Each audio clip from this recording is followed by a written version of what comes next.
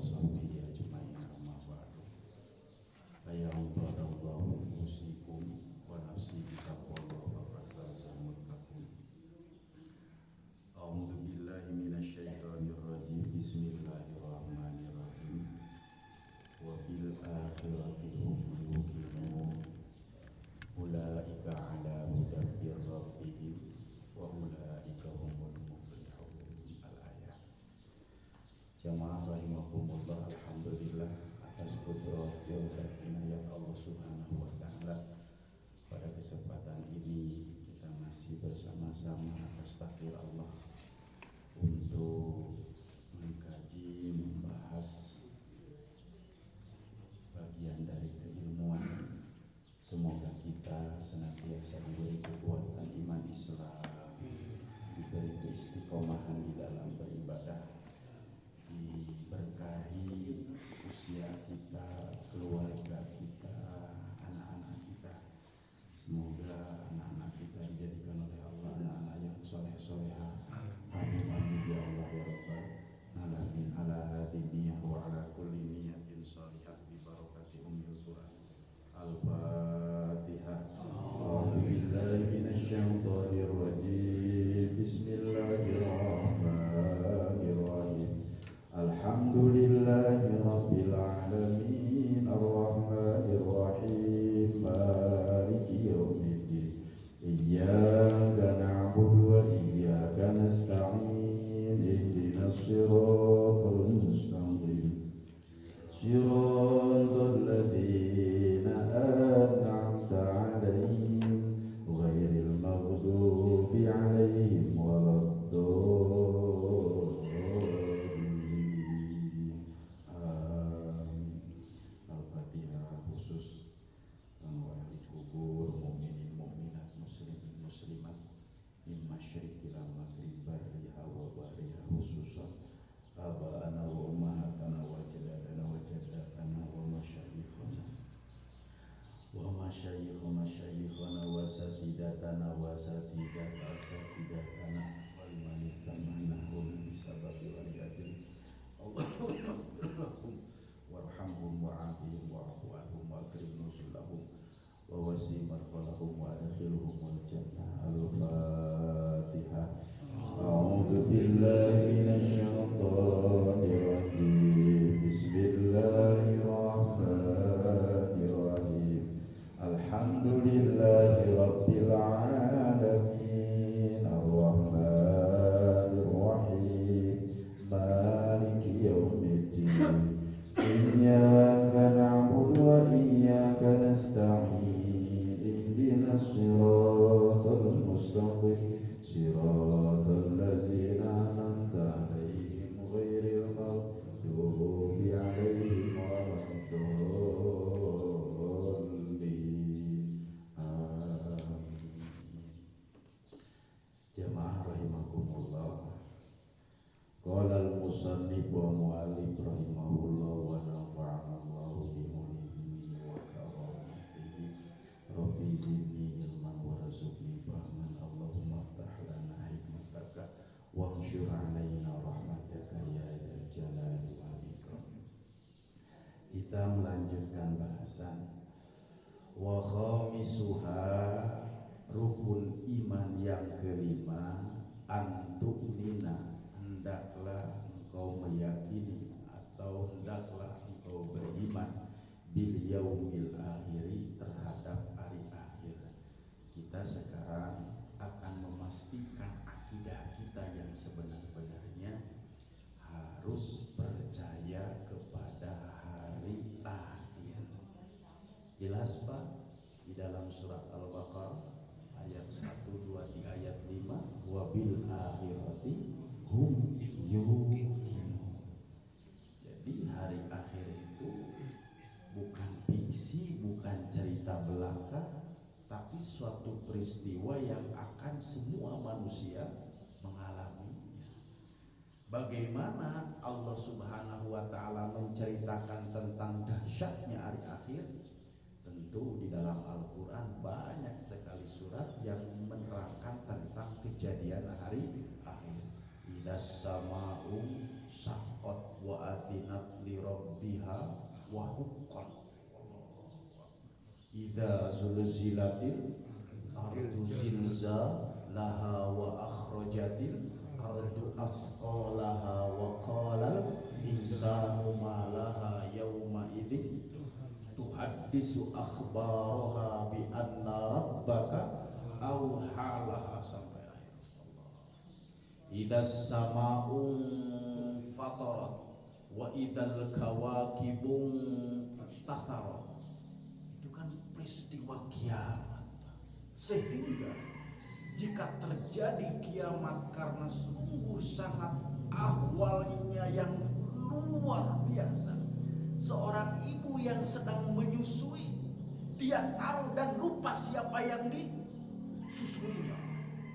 Berarti ahwal yang sangat luar biasa. Kemudian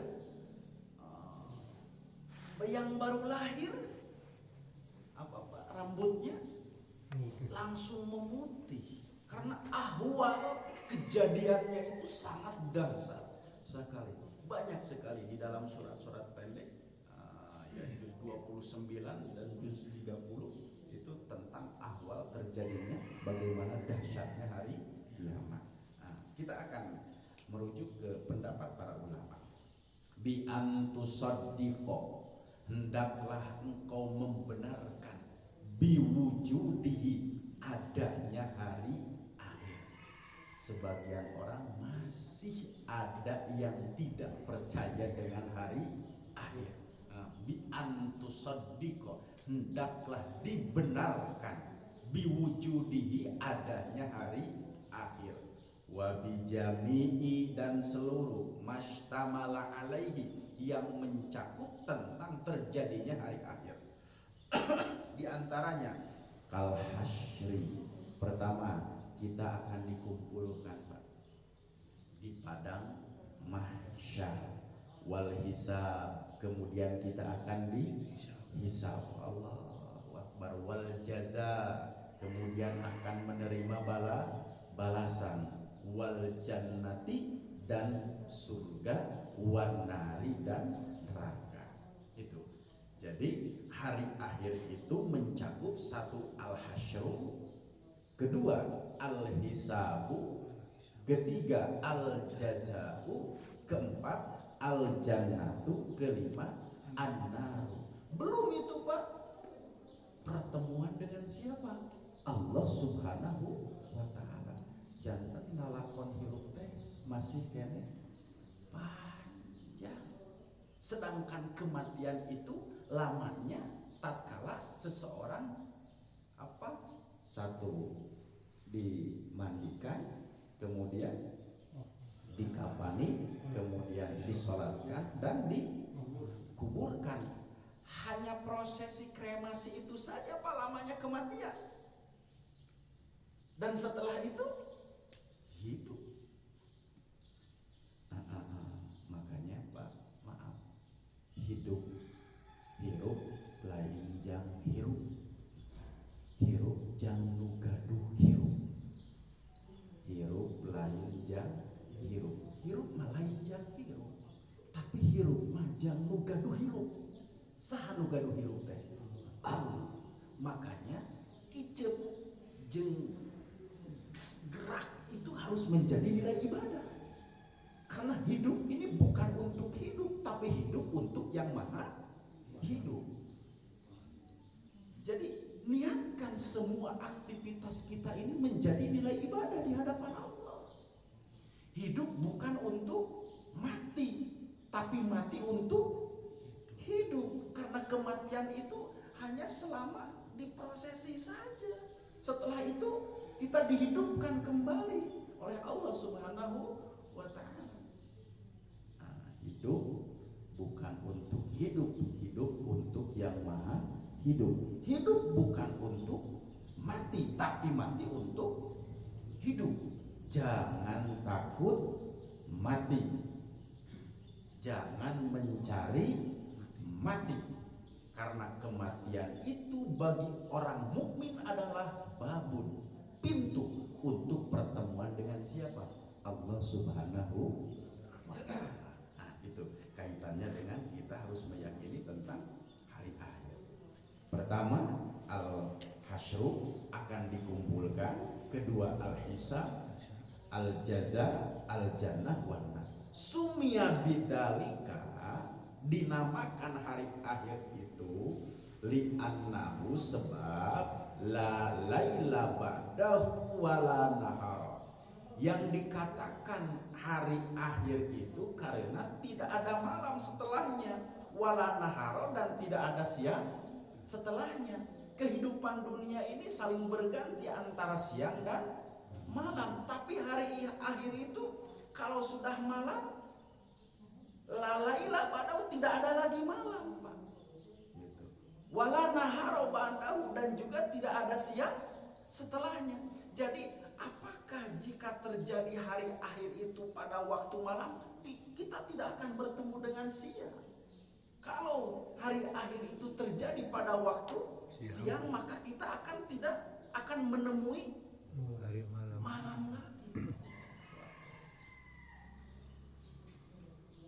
Wala yuqalu yaumun bila takyidin, tapi jangan dikatakan setelah malam tidak ada malam, kemudian setelah siang tidak ada siang. Jangan engkau mengatakan yaumun, hari, bila takyidin, tanpa ada kepastian. Jadi kalau sudah siang, siang, kalau sudah malam, malam. Tapi jangan berkata hari itu bukan tidak ada kepastian. Ada kepastian. Illa, kecuali lima yaqibu lailun, diiringinya lailun pada waktu malam. Atau li'annahu, sebab yang kedua dikatakan hari akhir itu, yang pertama tadi kalau siang tidak ada siang setelahnya, kalau malam tidak ada malam setelahnya. Tapi jangan berkata tidak ada kepastian. Yang kedua, li'annahu, dikatakan hari akhir itu al-akhirul awqat al-mahdudah, akhirul akhir, al-awqatu, waktu-waktu, al-mahdudati, yang ditentukan. Atau akhiru ayyamid dunya, akhir dari hari-hari dunia. Falaisa ba'dahu, tidak setelahnya yaumun akhir, hari yang lain.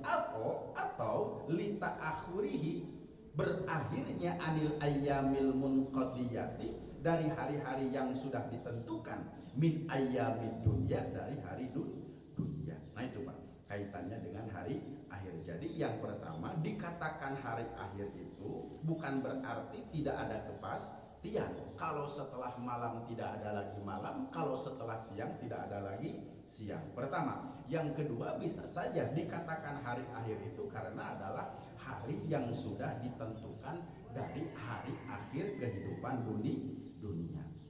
Wa awwaluhu. Nah, sekarang kita akan berbicara kapan pertama terjadinya hari akhir itu. Wa awwaluhu, pertamanya hari akhir itu adalah minan nafkhatis saniyati ila ma la yatanaha. Pertama terjadinya hari akhir itu adalah dari tiupan yang kedua, dari trompetnya malaikat Israfil. Kan sudah disampaikan Pak ya, malaikat Israfil ini akan meniup sangkakala berapa kali Pak? 3 kali. Ya, pertama, tiupan pertama akan mati seluruh makhluk. Tiupan pertama. Kemudian tiupan kedua, terjadinya kiamat ini mulai dari tiupan kedua, yaitu hancur dunia ini Pak. Kemudian kan kalau tiupan ketiga dibangkitkan manusia dari alam kubur. Ila ma la yatanaha, sampai waktu yang tidak terhingga. Wa huwal haq, dan kejadian itu hak pun, benar adanya, pasti akan terjadi. Waqila, dan dikatakan ilastiqraril khalqi, awalnya hari akhir itu adalah sampai ditentukannya manusia fiddaraini, di 2 tempat, al jannatu pertama surga, wan naru dan neraka. fasadruhu minad dunya, maka disandarkannya minad dunya dari dunia.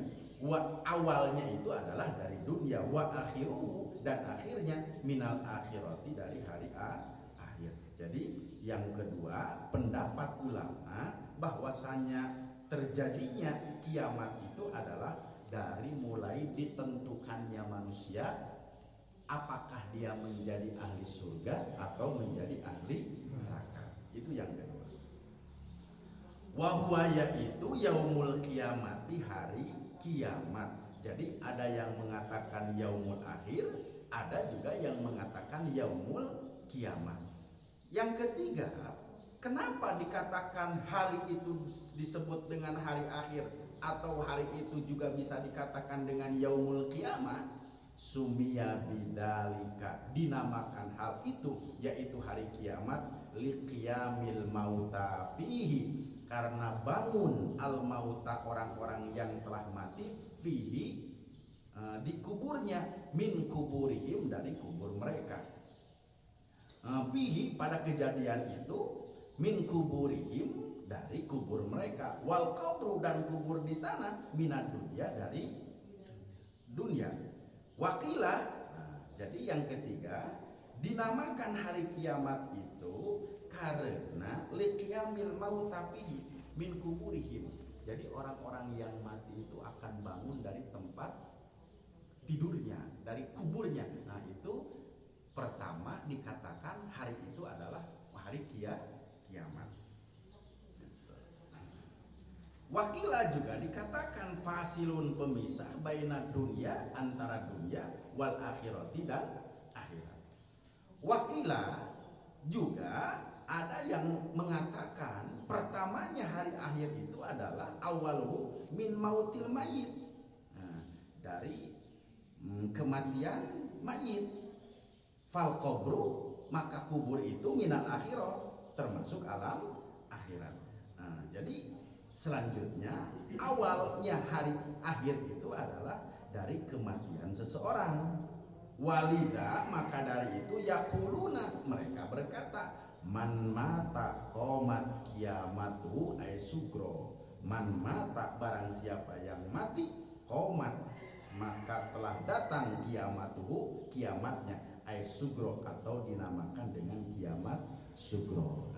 Jadi kiamat itu ada kiamat sugro, ada kiamat kubro. Kiamat sugro dimulai dari kematian seseorang. Jadi tatkala seseorang mati, pada hakikatnya sudah terjadi pada dirinya kiamat.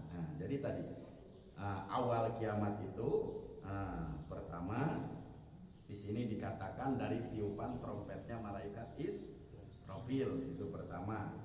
Kemudian sampai waktu yang tidak terbatas. Kemudian yang kedua, pertamanya hari akhir itu adalah mulai ditentukannya manusia fidaro ini di dua tempat, apakah dia masuk surga ataupun dia masuk neraka. Itu namanya kiamat.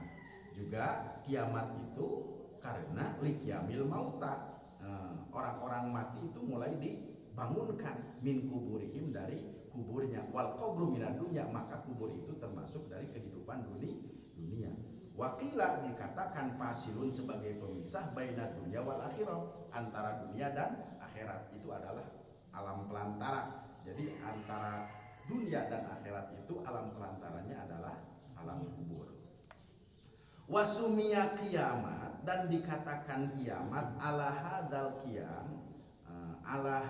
qiyam terhadap bangun al mayyitu mayyit fihi dari tempat tidurnya, minal ittijai dari berbaring, ilal qumudi sampai dia duduk, lisu alil malakaini untuk menjawab pertanyaan dua malaikat, yaitu malaikat munkarnya nakir. Summa dumma al qabru, kemudian dikumpulkan al qabru alaihi padanya, fa asbaha diserupakan yaumal kiamatil kubro, itu dinamakan dengan kiamat kubro. Kalau kiamat kubro itu awal terjadinya yaitu mulai dari dibangunkannya manusia dari berbaring untuk menjawab pertanyaan malaikat munkar dan nakir. Jadi kalau kiamat sugro itu awalnya dari kematian seseorang, kalau kiamat kubro itu mulai menjawab pertanyaan malaikat munkar dan nakir. Sudah hafal betul kan Pak pertanyaannya ya? Dan jawabannya pun kita sudah hafal betul. Tapi entah berantah kita nanti di sana akan bisa menjawab pertanyaan malaikat munkar dan nakir. Sudah diobral Pak. Apakah perlu kita hafalkan dari sekarang? Tentu yang menjawab adalah amal soleh. Oh mudah Pak dijawabnya kalau sekarang. Man rabbuka, siapa Tuhanmu? Allah. Mudah Pak kan ya. Man nabiyuka, siapa nabimu? Muhammad. Ma kitabuka, apa kitabmu? Al-Quran. Ma kiblatuka, apa kiblatmu? Ka'bah. Kemudian man ikhwanuka, siapa saudara-saudaramu? Muslimin muslimat, mukminin mukminat. Kata Nabi, barang siapa yang mampu menjawab pertanyaan-pertanyaan tersebut, faqad najah, maka dia telah selamat. Aisar ba'dah, maka jalan setelahnya yang akan ia lalui akan sangat mudah sekali. Wa illam yanju, tapi jika dia tidak bisa menjawab pertanyaan-pertanyaan itu, asyaddu minhu, maka jalan yang ia lalui akan sangat sulit sekali. Makanya kan talqin itu ada dua Pak ya. Ya, pertama laqinu mautaku la ilaha illallah, tatkala hadratul maut talqinkan kalimat la ilaha illallah gitu. Kemudian talqin yang kedua setelah apa dikubur, kemudian ditalqinkan dengan bahasa tadi la ilaha illallah wahdahu la syarikalah lahul mulku wal hamdu yuhyi wa yumiit wa huwa ala kulli syai'in qadir. Annal qabru haq wa annal mauta haq wa anna hisaba haq wa annal jannata haq. Al-an qad sirti bi atbaqi tharala baina asakiril mauta fa idza ja'akal malakanil muwakkalani bika fahuma munkar wa nakir fala yuzia, jangan engkau terjebak wala yuhiba fa innahuma khalqun min khalqillahi ta'ala. Itu Pak ajaran para ulama untuk kalimat-kalimat talqin. Terlepas dari sebuah kontroversi, ada yang talqin, ada juga yang tidak talqin. Tapi pada hakikatnya roh mendengar tidak Pak? Mendengar. Gitu ya. Jadi memang ada banyak hal yang yang kaitannya kontroversi, ikhtilaf, bukan kontroversi, ikhtilaf. Seperti diadankan, Pak ya. Kan ikhtilaf di kalangan para ulama. Yang bagusnya itu diadankan itu kan ditasarufkan, adzan di sana adalah adzan tatkala dia dilahirkan Pak. Makanya ada yang adzan itu di atas dan jangan terlalu keras, ada yang adzan itu ditengokkan kemana Pak? Ke cepil mayit. Yang kalau ditasarufkan dengan kelahirannya, yang bagus adzan seperti begitu Pak.